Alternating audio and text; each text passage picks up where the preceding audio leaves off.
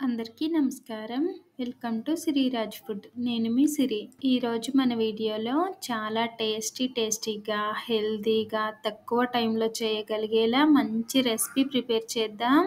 ఈ రెసిపీ పిల్లల లంచ్ బాక్స్‌లోకైనా, డిన్నర్‌లోకైనా చాలా బావుంటుంది. ఈజీగా తయారు చేయొచ్చు.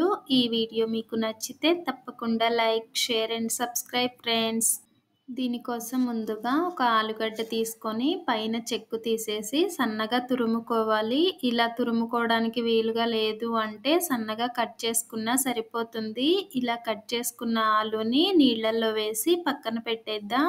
ఇప్పుడు మనం పిండి కలుపుకోవడానికి వీలుగా ఉండే గిన్నెలో 2 కోడిగుడ్లు వేసి ఇలా విస్కర్‌తోనైనా లేదంటే ఫోర్క్‌తోనైనా మంచిగా కలుపుకోవాలి.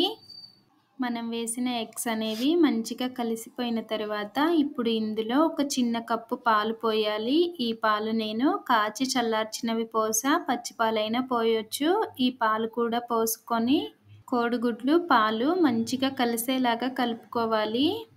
ఇప్పుడు ఇందులోకి మనం ఏ కప్పుతో అయితే పాలు పోసామో అదే కప్పుతో గోధుమ పిండి వేస్తున్నా. ఈ పిండి కొద్దిగా వేసుకుంటూ చక్కగా కలిసేలాగా కలుపుకోవాలి. ఒక కప్పు పిండి వేసి మంచిగా కలిపేసుకున్న తర్వాత మళ్ళీ అదే కప్పుతో ఇంకొక కప్పు పిండి వేసి ఇదంతా కలిసేలాగా కలుపుకోవాలి. ఇందులో మనం 2 కోడిగుడ్లు, ఒక చిన్న కప్పు పాలు, మనం పాలు పోసిన కప్పుతోనే 2 కప్పుల పిండి వేసి ఇదంతా బాగా కలిసేలాగా కలుపుకోవాలి. నేనైతే ఇక్కడ మల్టీగ్రెయిన్ ఆటా పిండి వేసాను అన్నమాట. దీనికి బదులుగా శనగపిండైనా, మైదా అయినా ఏదైనా వాడొచ్చు. మనం వేసిన పిండి అనేది మంచిగా కలిసిపోయిన తర్వాత మనం ముందే నీళ్ళల్లో వేసిన ఆలు తురుముంది కదా, అది గట్టిగా నీళ్లు పిండేసి ఇందులో వేసి మన రుచికి సరిపడా ఉప్పు వేసి ఇదంతా మళ్ళీ బాగా కలిసేలాగా కలుపుకోవాలి. మనం వేసిన ఆలు కూడా బాగా కలిసిపోయిన తర్వాత ఈ పిండిని పక్కన పెట్టేసి ఇప్పుడు గ్యాస్ మీద ఒక బాండీ పెట్టుకొని ఇందులో 2 స్పూన్ల నూనె కానీ, బటర్ కానీ వేసుకొని కొన్ని ఆవాలు, జీలకర్ర వేసి ఇవి చిటపటలాడనివ్వాలి. ఆవాలు, జీలకర్ర చిటపటలాడిన తర్వాత నిలువుగా కట్ చేసుకున్న ఉల్లిగడ్డ ఒకటి, అలానే నిలువుగా కట్ చేసుకున్న టమాటా ఒకటి వేసి కొంచెం సాఫ్ట్‌గా అయ్యే వరకు ఫ్రై చేసుకోవాలి. మనం వేసిన ఉల్లిగడ్డ, టమాటా అనేది కొంచెం మెత్తబడిన తరువాత ఇందులో సన్నగా కట్ చేసుకున్న పచ్చిమిర్చి ఒక 2, రుచికి సరిపడా ఉప్పు వేసి మంచిగా కలుపుకోవాలి. ఇవి ఎక్కువగా వేగాల్సిన అవసరం ఏమీ లేదు. ఇలా కొంచెం సాఫ్ట్‌గా అయితే సరిపోతుంది.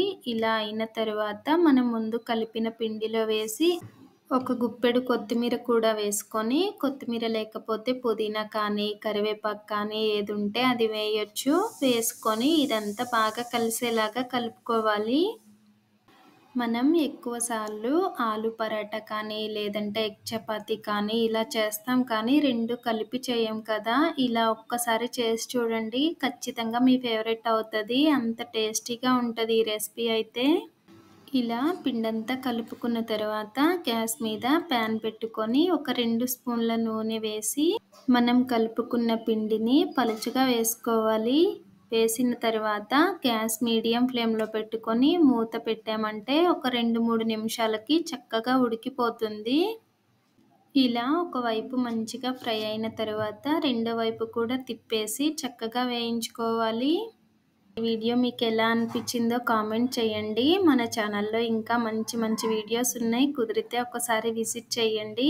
ఈ వీడియో మీకు నచ్చితే తప్పకుండా లైక్ చేయండి, షేర్ చేయండి, సబ్స్క్రైబ్ చేయండి. రేపు ఇంకో మంచి వీడియోతో మళ్ళీ కలుసుకుందాం. Bye friends.